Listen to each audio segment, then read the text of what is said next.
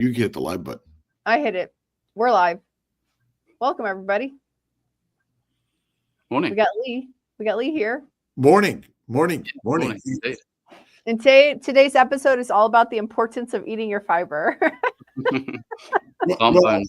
Well, I yesterday we talked about it, and I downloaded this graph. I have no idea where I got it from. But basically, it talks about constipation, strain opening, bloating, anal bleeding, and pain. It all goes away with no fiber. Yeah. The opposite of what we were told. That's right. And no matter if you Google fiber, obviously the number one thing is how good it is for you. But Lee has had his colon removed. And do you ever see meat in the bag? I'm still waiting for that day. No, I haven't seen it yet.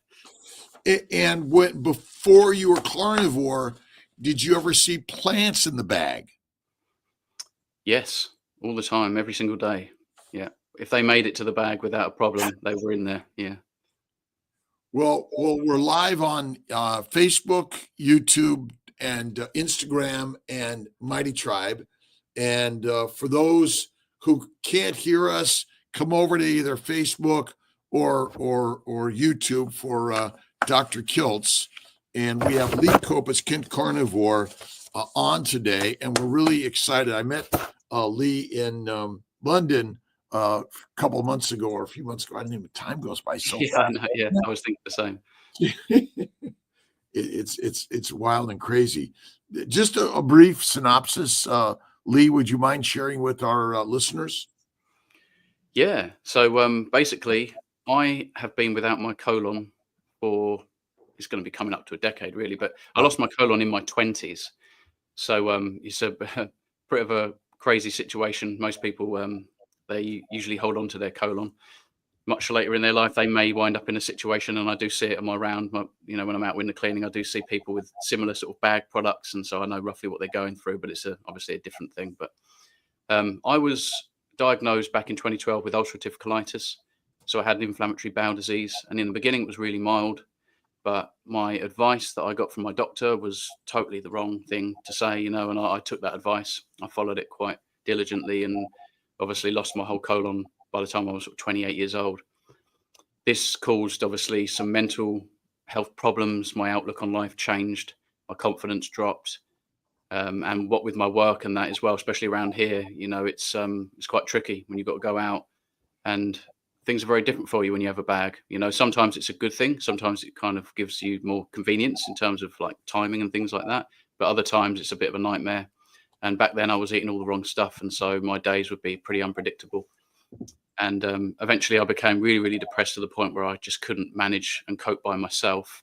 And so I reached out to my GP once again and went down and had a chat with them. And they basically gave me this other number, this other care unit, which I called. They deal with sort of mental health and depression and all that kind of stuff. And I was waiting a call for them. They were going to get back to me, and they never got back to me. And about a couple of months after this call, I was sitting on the settee, and I saw an anecdote from Michaela Peterson, how she resolved all of her autoimmune conditions, and her severe depression had gone by eating a very strict carnivore diet. And I was pretty much sold on the spot. I was that desperate, anything. If someone told me, just don't eat for 25 days or something and it will solve your problems, I would have done it. And so I jumped in, took a giant leap of faith. And 3 weeks later, everything changed for me. My outlook changed, my depression lifted, and I have not looked back. So it was like a 30-day beef, butter, bacon and egg challenge. And now it's been over 2.5 years, and I'm pretty much on a lion diet, a modified lion diet, and life is good. So that's me in a nutshell. So the challenges of having all this gut damage, what was your life like before the colectomy? Yeah, so it got progressively worse. In the beginning, it was just a few flare-ups a year. So a flare-up would be where you have these sort of rundown symptoms. You feel not quite yourself. You'll have some diarrhea, more, you're going to the toilet more frequently. There was lots of blood and things like this. And over the years, this progressively got worse. And so then it would be multiple flare-ups per year. every time I flared up, they would last longer. They would be more intense, and I would become very, very dehydrated very quickly.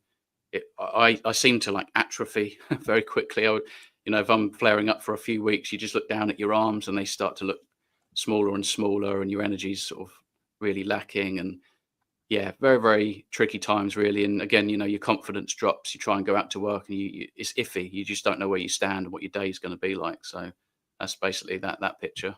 It's a horrible endeavor. What are your sort of thoughts on the medical system that you were living in before the colectomy, and, or I should say, before carnivore?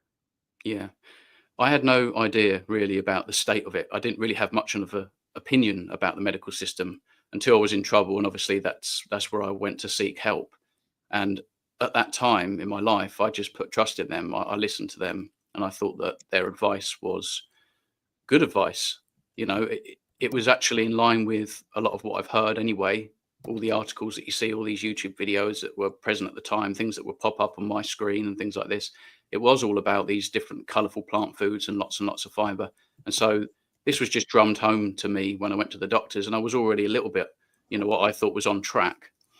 And he just kind of put emphasis on whole plant foods, especially grains, lots of colorful plants in whole form. That way you're getting all the fiber. And so that's what I did. I based my diet around grains, but I was very confused as to why this wasn't really helping me. And obviously a couple of years later, I was on medication. I didn't really question this too much either, because, I mean, first of all, these are the professionals that I'm going to see to help me. And again, I still trusted them at this point. And I hadn't really thought about long term, is this something that's going to be okay long term, these medications, etc. And at first, they offered me quite a bit of relief. So that was quite nice. But after a couple of years, not even that, I would say you're almost back to where you were before you were on the drugs. And it's like these drugs aren't working anymore. And and so they really evaluate your dosage and all this kind of stuff. And yeah, I was just confused as to why I was in that situation. And I just thought I was really unlucky. But it wasn't until, honestly, when I went carnivore, not too long ago, 2.5 years ago over, that I started to wake up and see things the way they really were. And I started to notice, actually, with my customers, anyone that goes to a doctor, it seems they continue to go to their doctor. That never stops. And it's crazy that both the patient and the doctor don't seem to notice that that particular individual isn't getting better. My customers, it's like, you look worse every time I see you. Every couple of months goes by, I see you again. I don't want to say it, but it's like, look at you, you're really inflamed. You've got more medications sitting next to you. They're often sort of housebound or sitting on a couch with swollen ankles and all this kind of stuff. And they just go on this journey where they're not getting better. And obviously these drugs, they get used to the dosage, and then they up the dosage, and then there are more drugs to counter some of the side effects. And again, I've tried to get myself in the mind of a medical doctor that's been sort of supposedly helping a patient, where really they're just managing their disease. They're coming in time and time again, monthly, weekly sometimes, and they're just not getting better. They're just not getting better. So it's amazing to me that that's the situation. I'm some people on KMT considering signing up with a functional medical doctor for fertility treatments. 100% against carnivore. No evidence that supports increased fertility on carnivore. Recommendation for a plant-based Mediterranean diet. And then Kathy Accurso says, my sister was put on raw veggie diet years ago for ulcerative colitis. 15 years ago, now she has alopecia, on Remicade, depressed, anxious. My why is to help her with carnivore way. Now, what is your professional day job? I'm a window cleaner. I think you guys call it a window washer. Window cleaner, window washer, home and business to give us clarity in our worlds, I would say. And without it, we can't live without Lee's work. But ultimately, you're not a doctor, and yet you seem to be helping so many people heal. What do you think is going on in the world today that's different than prior times? We hit a turning point where there was once these alternative treatments. even things like herbal teas and herbal remedies and things like that once upon a time. I'm not saying I advocate for that stuff, but there were alternative ways to address health problems. And I think it was John D. Rockefeller really that came along with Andrew Carnegie and Flexner, and the report that during that time it was kind of like they shunned all these alternatives. They were raiding, old ladies' homes and taking their teas and all these kind of methods that have been used for millennia potentially, to help heal people, because plants are medicine. That's what they're really used for. And obviously we can subsist on plants in the wild when the hunts aren't successful. We can fall back on that stuff, but usually plants really they're medications. And so I think that we should be on these things temporarily. Yeah, just like medicine itself. I mean, Yeah. they're not deriving these things, these compounds and substances from meat and things like that. They come from the plant world and fungi and all this kind of stuff.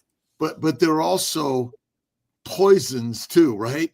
Yes, yeah, 100%. Long term. This is why I say it's temporary. You don't want to be on medications long term. You don't want to be eating lots of grains long term and drinking lots of teas long term. You can wind up with oxalate problems, deficiency problems, all that kind of stuff. But clearly, we are living inside a medical monopoly, and I do believe that many GPs themselves, they don't realise that. They don't see it that way. They get into the business with good intentions, these family physicians, etc., and they do want to help people genuinely, but they've learnt their script, that spiel that they give you. They're often just looking up your problem and the associated medications with that problem, and they start you off on a dose. And that seems to be a problem for most people because they're not getting better. They're just managing their disease via these toxic metabolic poisons. Would you call yourself a health coach? I haven't really ever looked at it that way, but in many ways I have become somewhat of a health coach. I mean, I speak to a lot of people behind the scenes. I regularly get emails from people telling me, usually it's from like parents of their sons, their daughters, their son-in-law, their daughter-in-law that they're concerned about. They're in their teens or their 20s quite a lot of the time, and they've been diagnosed with Crohn's or colitis. They've tried many things. They've stumbled across certain information, whether it be me or someone else. They found my story and one of my videos addressing the surgeries and things like that. And these people, they ask me a lot of questions. They're very curious. And many of them have come back to me saying, just want to say, like, your videos has changed my life. You're the reason why my daughter is in remission now. She's not taking any medication. It's amazing. So I get that almost weekly. I get things like that. And so it's just, it's so rewarding. I mean, I know window cleaning, it serves a purpose. It's service to others. And I don't believe there is any higher purpose than that, to serve others. But there's levels, and I can only help so much cleaning windows. When I get home and I'm communicating or making videos, that kind of stuff, that has given me more meaning, but it's also, it pays off. It's far more rewarding for me in a selfish way, but it's really, really helping so many other people that have been in a similar situation to me. So, do we need expensive testing, do you think, in this carnivore world? I mean, symptoms first, but not really, not as far as I've seen. Based on my own experience and people that surround me, I mean, it doesn't seem to be the case, really. I mean, obviously, there's not a lot of, it's difficult to say. Obviously, this nutrition science isn't really a science, and you've got hard science out there. And I think that not a lot of people are looking into hard science and history, anthropology, and, biochemistry and human physiology, pathophysiology. This stuff tells us the story that we need to hear. It's given us a real solid guidebook to how we should live and eat in our life. And it's not widely known because that information is not available to us. It's not easy. It's not easy to do research, to jump onto Google and type in to get a quick answer. It's often misinformation. This search engine has become an advertisement platform, and that's just not helpful. So no, I don't think so. I mean, obviously, where it's necessary, sure, but usually it's not. Do we need fancy lights and supplements and sort of all this other yickety yak, do you think? I think it can serve a purpose. I mean, you can get some nice lights in terms of maximizing your circadian biology and things like that. Obviously, we're living in a modern world where everything is being altered and changed. We've deviated from nature and our wild setting, and now we're living in this man-made setting. It's like a concrete jungle, and the environment itself is very toxic. But these supplements, a lot of them, they serve a purpose. again, I think a lot of the time it's a short-term thing. It's almost like medication. You shouldn't really have to be taking even like electrolytes long-term. I do believe in putting some non-flavored electrolytes in water. If you're going to drink a lot of water, you know, by all means, a bit of salt, some electrolytes, because we never just drank minerally depleted water, right? Distilled and ultra filtered water, did we? Yeah, exactly. That was minerally abundant, and so you can compensate here and there with supplements. Keto Pro makes a very good clean supplement. But in terms of the vast majority of these supplements, we don't need them if we're eating appropriately.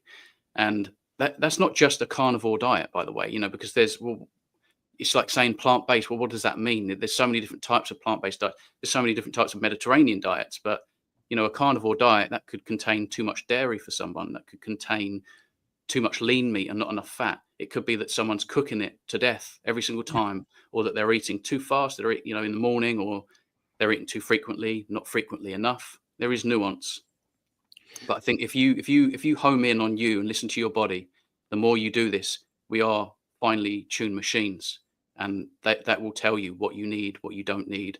And I think that it's a trial and error process of discovering the carnivore diet that really works for you. Although our when people say listen to your body, I mean, my body wants to eat cookie cakes and ice cream, and so but we're really here to sort of like reframe the mindset that we are lions and not sheep. And do we have any requirement? We were talking about fiber. Is fiber required?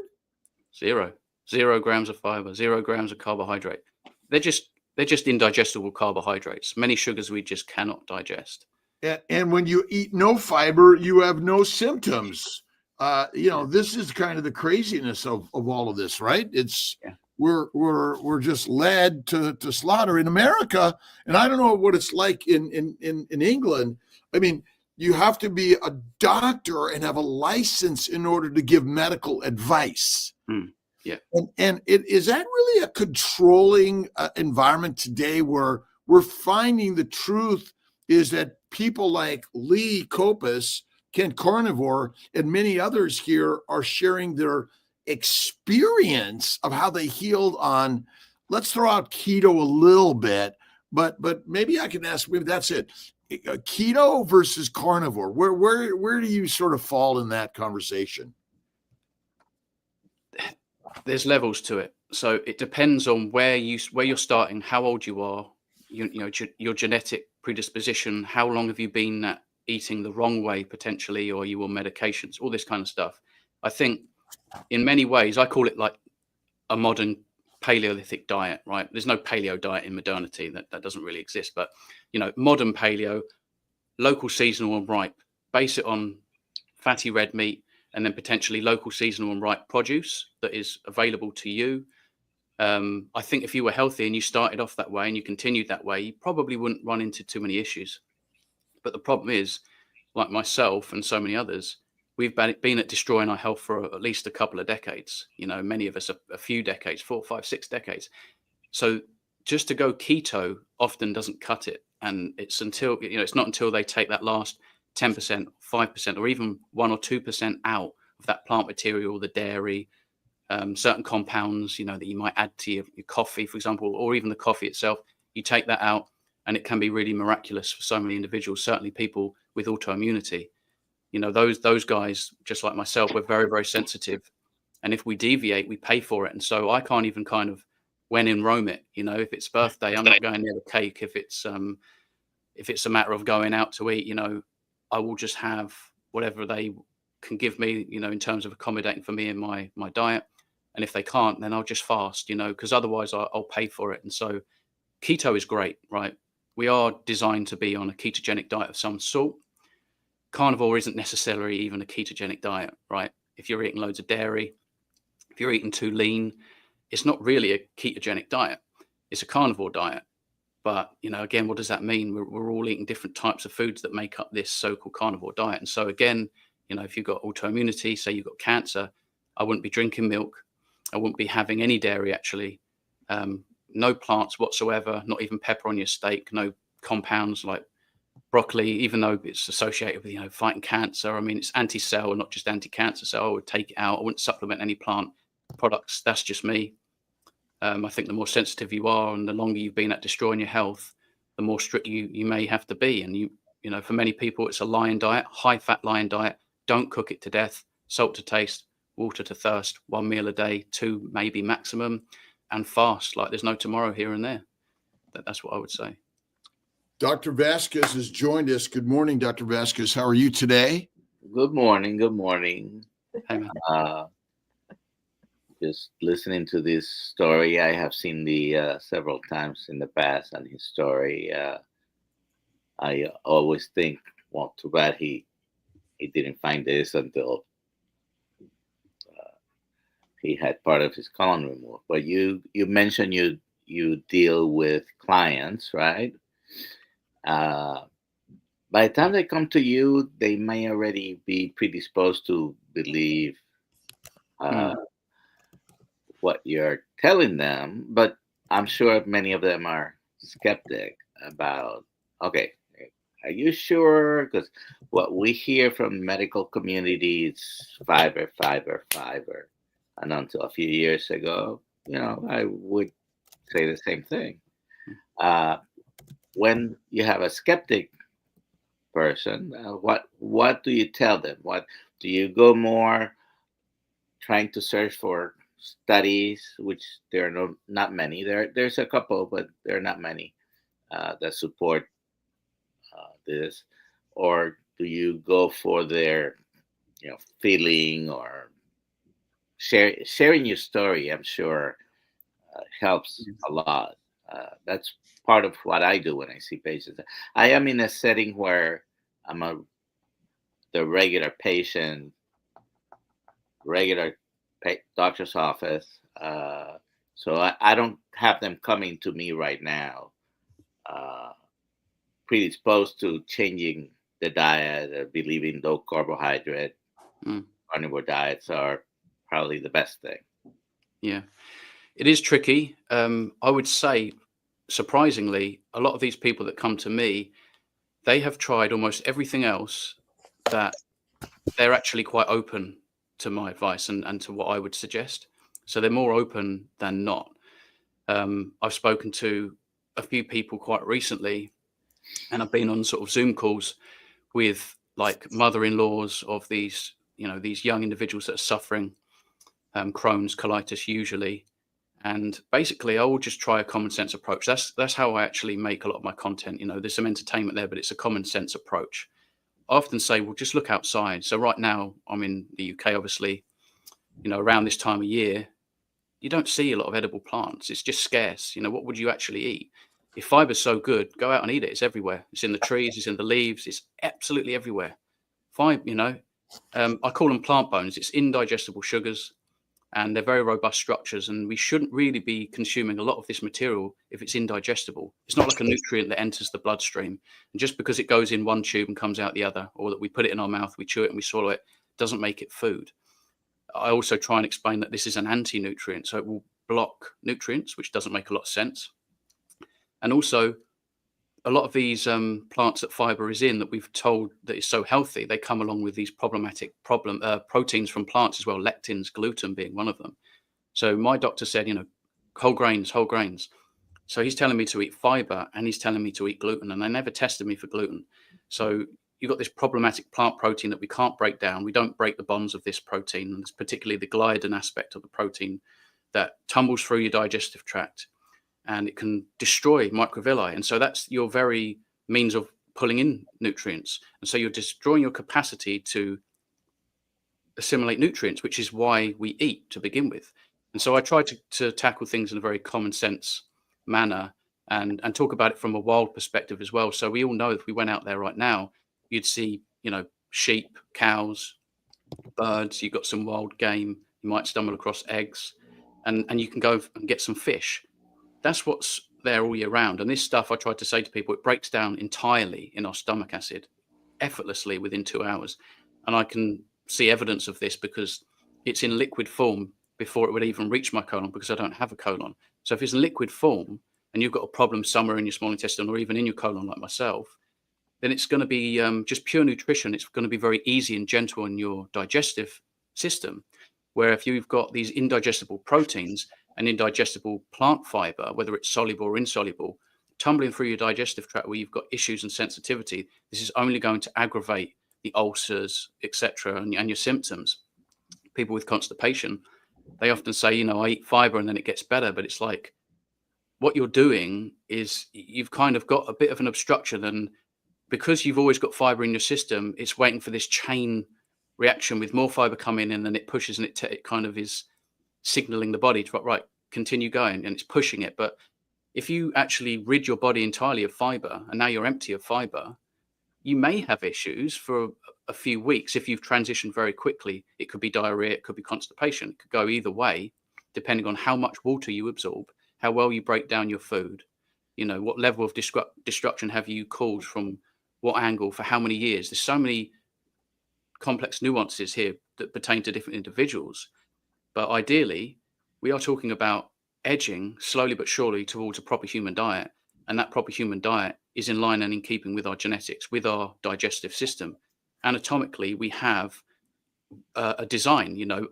We have very similar stomach acid. We have a very small cecum, and a vestigial part of that cecum. We have a small colon. It's roughly half the size of other primates. And people often allude to, apes, and, they sit there and eat leaves and look at how strong they are, or look how strong an ox is, and you never see them eat meat, and all these crazy arguments. But they have very, very unique machinery.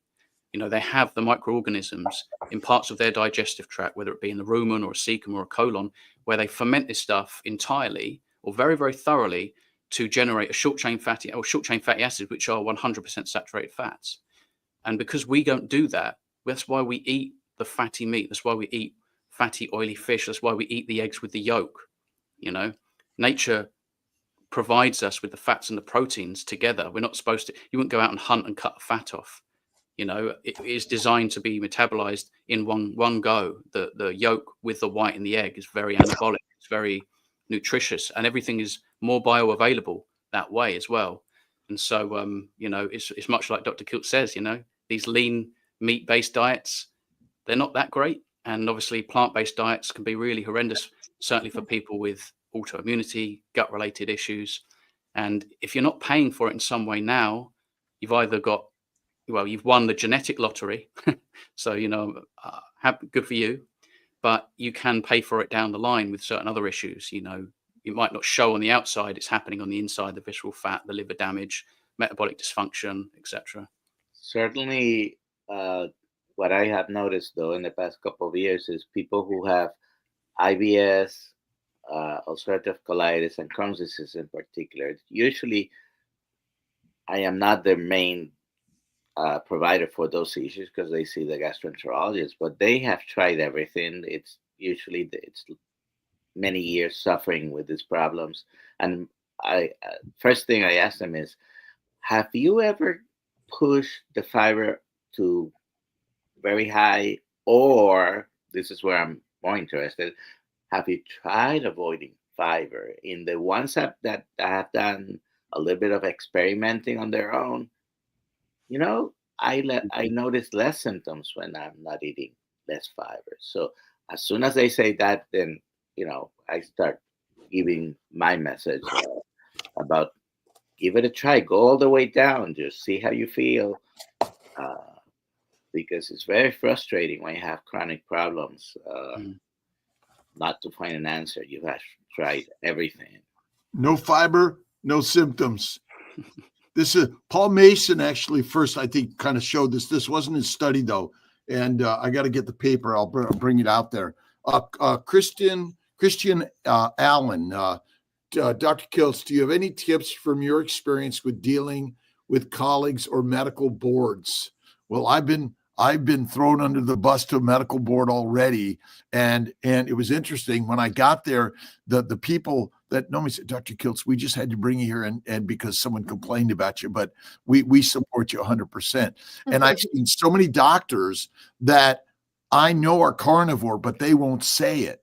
And ultimately, I think these stories are far more powerful than the scientific papers and studies, because we don't need them. Although, if we're trying to convince standard medicine, they're going to come up with a study that shows quite the opposite, aren't they? Yeah, definitely. I often don't use or allude to any studies myself because the reason why is because for every study I can show you that may help direct someone because, oh, look, there's an association, there's a correlation, there's equally as many studies that show the contrary. So I just don't like to take part in that. And just, I could make a video and just pop up a study for 2 seconds. Oh, look at all the research I've done. And look, it showed you. There's so many videos out there that show the complete opposite of what we want to do using that kind of method. And it's like, it's not helpful. Those people, I can only imagine, aren't suffering from gut issues. And so that they think these studies are the be all and end all. And maybe they have good intentions, a lot of these people, but I just kind of don't really entertain the studies because it's just not real science. It's not, you can't control for human beings.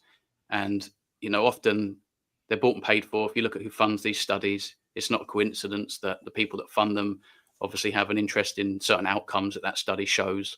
There's all these adjustments and things like that. And they just can't account for all these co-founding variables. It's too complicated.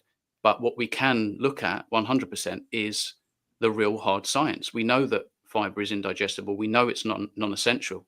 We know that it generates short chain fatty acids that are converted into ketones that feed the colonocytes and our gut.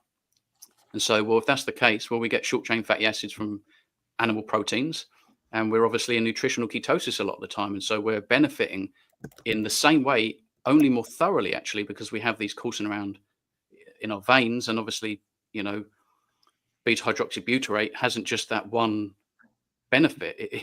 It's flowing around your blood, offering so many benefits, countless benefits. And then you're not also creating all this gas and discomfort. You're not blocking nutrients. I mean, if you're in my situation as well, this is the amazing thing, is that, can you believe that even when I was sick, it was easier to eat plants than when it was when I had my bag. So post-op, when I went back to eating a lot of the same things, because I still fully believed in the power of plants and that they were containing all these essential nutrients and vitamins and minerals, that I had a harder time, a rougher time digesting the plant materials with the bag because of the nature of my surgery. And this also contributed to mental health problems because I developed a love-hate relationship with food. I developed a love-hate relationship with life, a love-hate relationship with me. It was all over the place, bumpy, up and down, and I didn't know, what I was in store for, what kind of version of me I would be and find each day. And it's just all over the place. But the moment I found this way of eating, my digestive experience, even with the bag, it's just a breeze. I don't think about it. I'm not reminded because I'm getting these abdominal reactions based on where the food is and when it's trying to kink out into the bag. It was a nightmare. And so if anyone's watching and they've got a stoma, this is absolutely the way. It's just like Kendi Berry says, a proper human diet, right? And when people ask, oh, should I eat a proper human diet if I have this? Should I eat a proper? Yes, every single time. Yes, you should eat a proper human diet. Mindy, yours on Instagram, red meat gave me high levels of uric acid, so I can't do it. What are your thoughts? What do you think is her problem?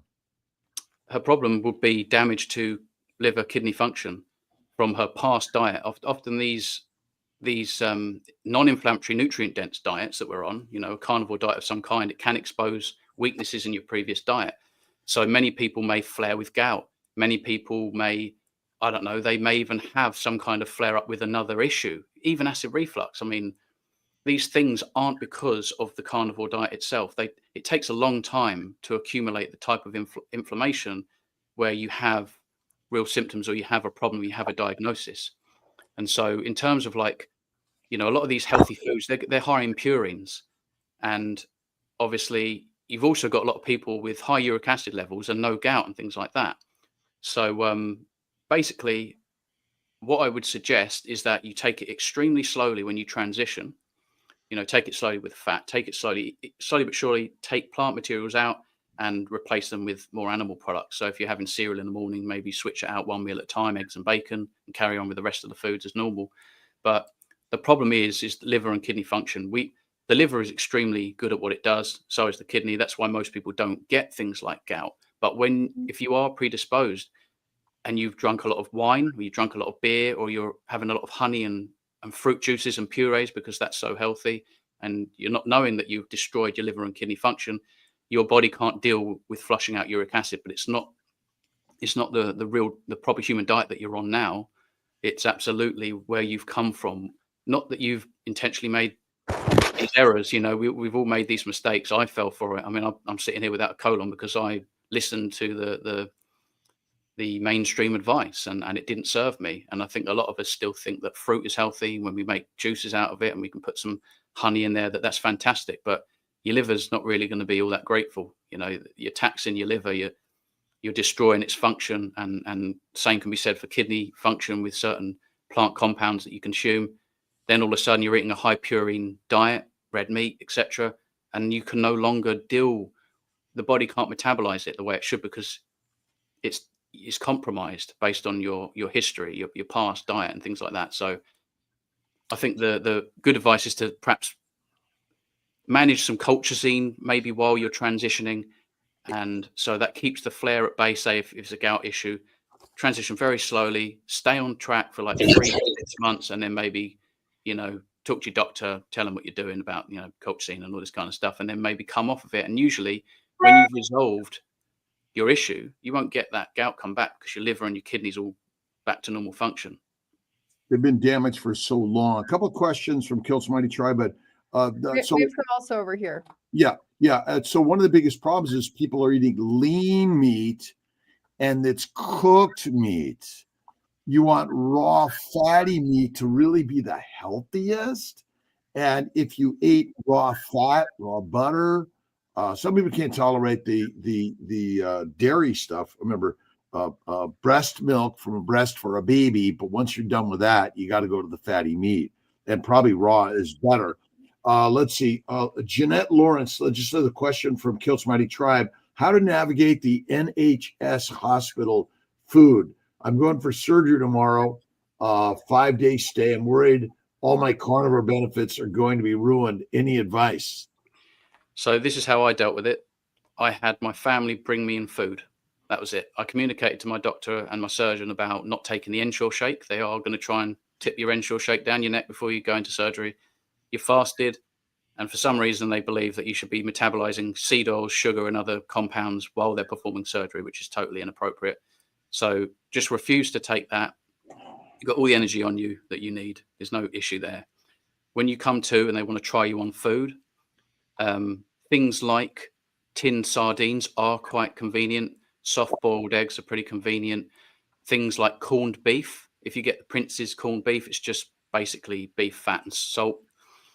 These types of products are very easy to have brought in. Otherwise, if you've got someone that's able to cook you up a steak, anything like that, I had my family bring me in a steak. Bone broth actually is a great way to go first. I would say bone broth, and then things like sardines and soft-boiled egg, things really soft, and then potentially get to your steak. But they can't stop you from bringing in your own food. I wouldn't entertain the menu at all. On the menu, every healthy option is absolutely the opposite of healthy.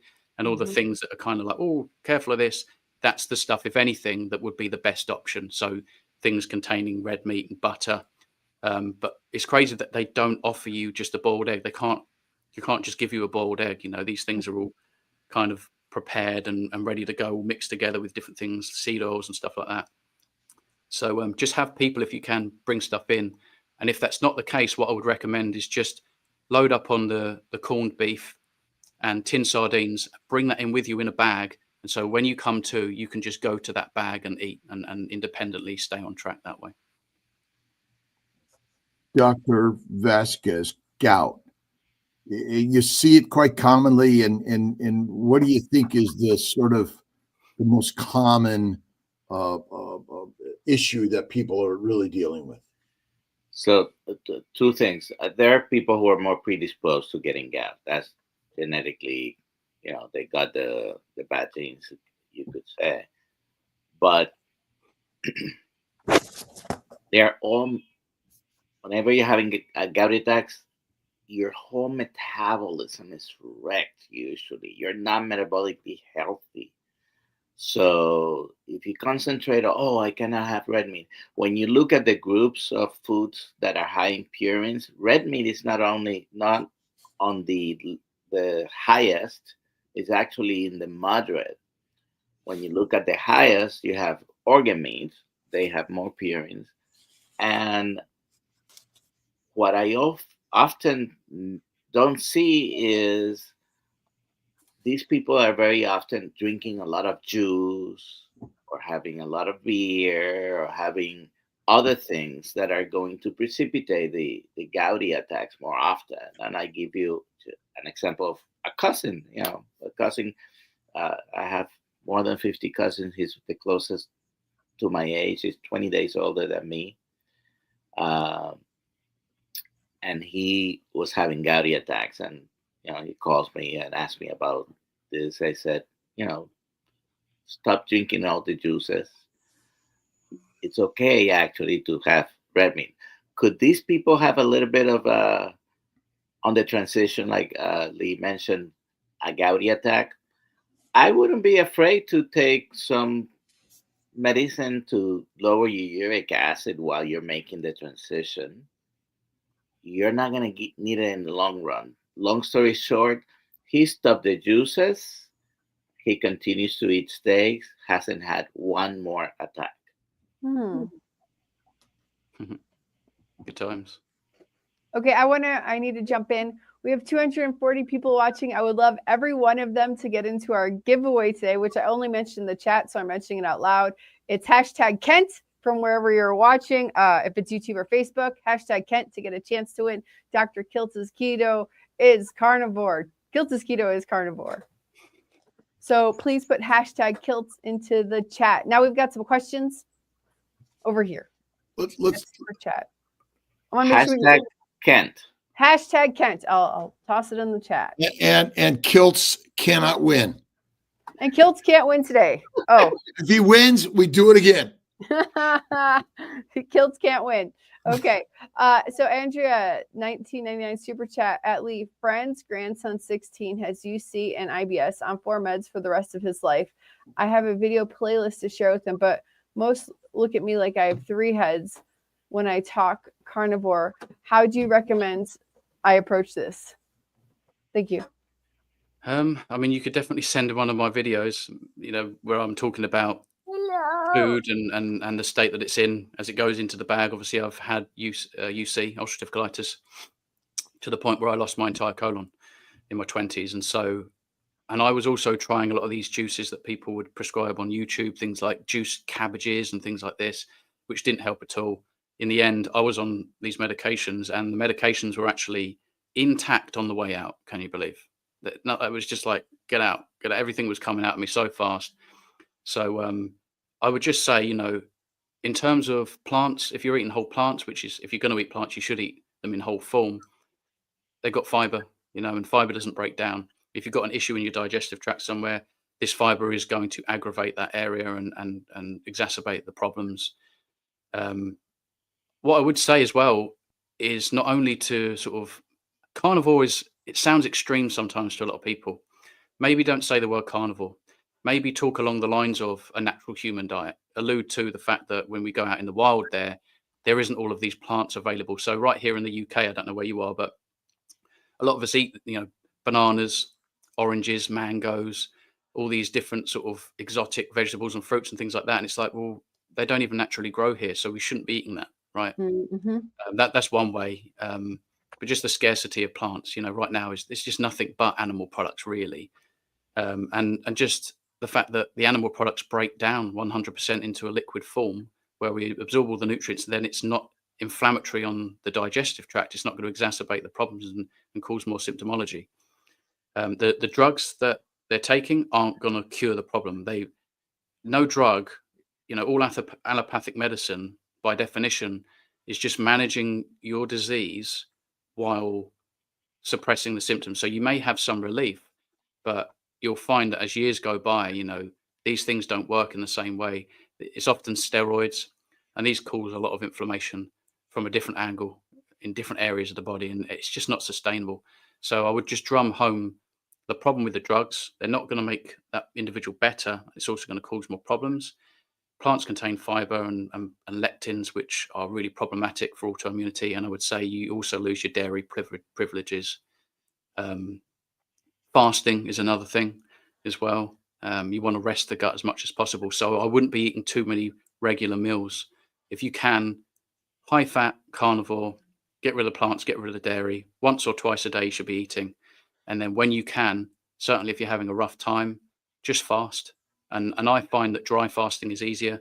If I get up in the morning and drink some water, that kind of signals my body later on, like, oh, I'm hungry. I think that animals will go to the lake and it's like, right, I need to go hunt. So if you just wake up, make sure that you're nourished and hydrated properly, say like 6 p.m. in the evening the day before, and then just don't drink or eat anything. And even if you just do a day or you do 2 days and you do that here and there, your gut's going to get rest and your gut's going to be able to heal. When you do eat, to break your fast with bone broth, let your body know that food's coming, and then eat a nice fatty steak. It's so nutrient dense and non-inflammatory. I know it's hard to believe because we've all been told it gets stuck, it's going to cause gut issues. It's totally the opposite. Totally the opposite. It's the best thing. It's the only way to truly seal the gut. Isolate fatty red meat and fast. That's the way to go.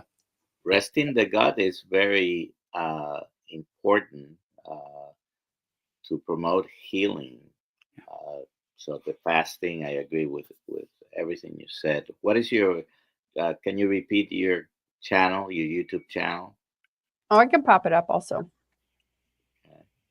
And I share with patients if they happen to touch on a story, and I know someone has a video about that.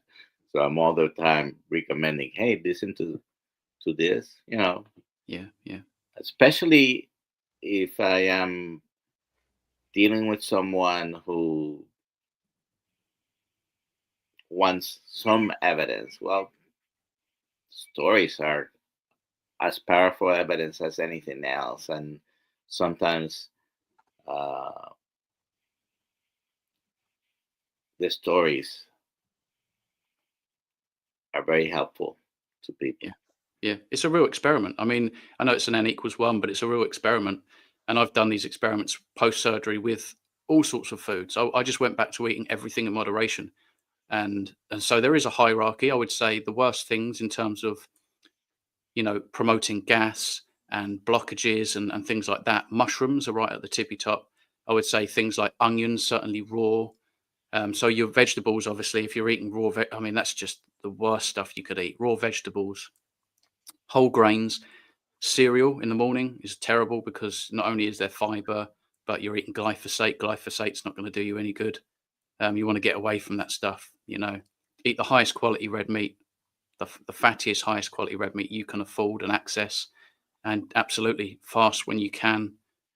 You'll find that you start to mitigate these symptoms and you'll get into a situation where you're out of trouble. You can actually start coming off medication. Obviously, talk to your doctor, a professional, so that they can kind of manage and have a look at things as you progress on your journey. But this is absolutely the way to go. I see. The previous question that you just This is the same question with a little bit more information. okay. Let me get. It says, "What is your opinion on colonoscopy? Age 70, no symptoms, carnivore for 6 years."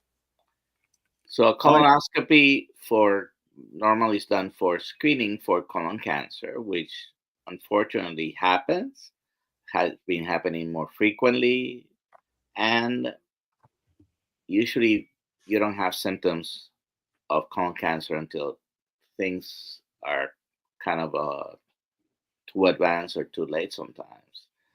So what do you think about let me say my recommendation: do the colonoscopy. You're trying to find a cancer and try to remove it. Very easily removed sometimes when a polyp is cancerous, but it hasn't spread. It's curative sometimes, but I don't know if Brisket is talking about just a colonoscopy for screening for cancer, or if she has ulcerative colitis or Crohn's or IBS or anything like that. But do not forego some some of the medical advice. And of course, I'm biased. I still see patients, regular patients, but I have seen my son at 29 was found to have a precancerous polyp. 29. If we had not done a colonoscopy for another reason, we would have never known until 5-10 years later, and maybe too late. So, yeah. I'd say just get it. Just get it. But it's one of those things that you get it. Although I used to get them every year or every 2 years, and then carnivore, all the bleeding stopped, and like I was like, okay, I'm done. But I missed my last one. And maybe I'll go. Maybe if Amy gets it, Kiltz will get it. I'll go get it. I'll go get it because my mom told me I had to go get it because she had polyps. But I've gotten around to keto. I've gotten around to keto now, so Good.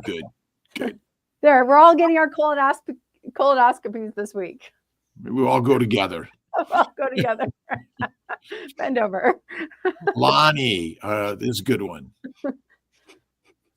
Is it safe for kids 13 old to live carnivore lifestyle? 4-year-old will not eat meat. Bacon, Billy Bacon. Trust me. It's the way to go. I mean, I think most of us, when we hear that this is, the idea that perhaps we'll put my kids on carnivore, I mean, everybody's just like, oh man, I wish I was that individual. The sooner the better. Absolutely.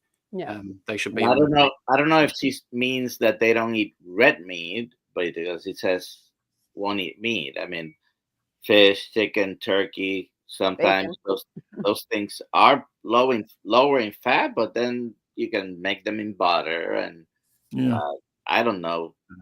Kids, why do you have anything but carnivore in the house? You're in charge of what your children eat. I would say that we're addicting our children young on standard addictive plant foods, and that's our problem. And a lot of the meat, the leaner meats, are actually injected with sugars and things like that. So it's just you can't trust it all. Right. Yeah. Okay. So you're saying my 4-year-old will not eat meat. Just feed them what they eat in terms of animal nutrition. Maybe try some ground up beef and mix some things in there. Maybe some eggs and bacon. That might be something that helps them transition into more meat. But certainly fish, salmon, mackerel. You can have eggs, duck eggs. The bone marrow. You might find that they like certain things and not others. Try different cooking methods. Or bone broth. Bone soup, broth. like a soup. Yeah, exactly. Definitely. Oxtail soup. Oh, amazing. Kiltz's ice cream. Oh yeah, that'll get anyone eating carnivore. You want some bacon bits? Bacon Yeah. bits and Kiltz's ice cream, and again, no sugars required. 0. Yeah. It's lots of eggs, cream, throw in some bacon bits at the end. That's all you need. It's way better than anything else that the mainstream are talking about, isn't it? Yeah, Yeah. the best, Way better. the best. Plus, if your 13-year-old's a girl, she needs that suffer of terrible periods. Get her on high meat and not low fat salads like I was eating with the fatty seed meat. oils. Fatty meat and rare to raw is the best thing you can do, in my opinion. Yeah. Yes. We have several other questions. I don't know how much time. We got 7 minutes. Let's do a speeder out. I think this is for you, Dr. Kiltz. Can Kathy's sister reach out to you? Yeah. Yes. Yeah. Anyone? Yeah. Everyone can. Right. Dr. Kiltz is the most accessible person on the planet, I feel. But I think Lee and everyone, Dr. Vasquez, Dr. Nelson, so we're here for the conversation. Right. And this is the critical part that Christian was asking about, the medical community. We be there and share the story, but ultimately the Bible goes to war, not Scientific America. They're stories, human stories. Yes. And I'm betting, Lee, you've met so many amazing people through this journey of carnivore. Yeah, not loads in person. I mean, I went to an event, might have been like half a year before we did the other event in Raynham, but all over the internet, just incredible people all over the world, all walks of life, all ages, religious beliefs, ethnic backgrounds. Everything. I'm just pro-human, so Yeah, that's the beauty Pro of it. human. Pro. Let's and I do love cattle. Yeah. I'm pro cattle. We take care of our animal. We take care of everything with love and kindness, and ultimately, we evolved as hunting animals, and plants are live organisms too, and bacteria and yeast are live organisms, and mushrooms, right? Yeah. The difference is when you eat the plants, they're still alive and they'll grow out of you. Yeah, definitely. Yeah. Dr. Kiltz is the best on the planet. Oh, you guys are all the best. You know, Yeah, listen, we knew that. all I of us. want to be like him when I grow up. But I too, like Lee and Nelson, have just met so many amazing people just right here, and we don't have to go anywhere, and that's really the beauty. Do you have any meetups coming up, Lee? Not as far as I know, but I usually check up on Phil Escott's Substack and things like that. I mean, he often puts these things together. I think he's got one in the mix, Spain in the summertime, and fun. one before then. Yeah, I'll try and attend whenever they are. Richard Smith, Keto Pro. Yes. Yeah. I think we're talking about maybe coming out there. We got to figure out the times to come out to Spain and England and really sharing around the globe. That's critical. Definitely. I'll work that out. I'll put it on the schedule. That one was for Lee. Oh, do you see people with adrenal issues? How do you get them back in order? Let me see. Adrenal. Not personally. I haven't dealt with that personally, or I haven't really dealt with people in terms of giving them advice or anything like that. Get off the coffee. That'll help. Well, goitrogenic foods. These are the foods that attack every cell and organ system, and the hormonal endocrine glands like the thyroid, the adrenal, the ovaries, and the testicles are highly sensitive to this particular problem. So I would say Lee's advice is really the same in all of our organ systems, including the adrenals. Yeah, definitely. I'll answer this question for Christian. Rob's going to Australia April 26th for the Carnivore Live Carnivore. What is it? Carnivore Collective Live in Melbourne, the 26th. We talked maybe about doing something else. It's going to be a little tight because I've got some other commitments around the globe, including my partner, Miss T. It's like, okay, we got to get to this or this or this. So we got to. So we'll see. But for sure, April 26th in Melbourne. I just put that in there. And then March 8th in Austin is a Healing Humanity meetup, and we're there also. And I think we got April, May is meat stock. Yeah, I'm thinking I would love to get some feedback. What do people think about a meetup in Boston on May 10th? Because the next day is Mother's Day. It was pointed out to me. I should know that.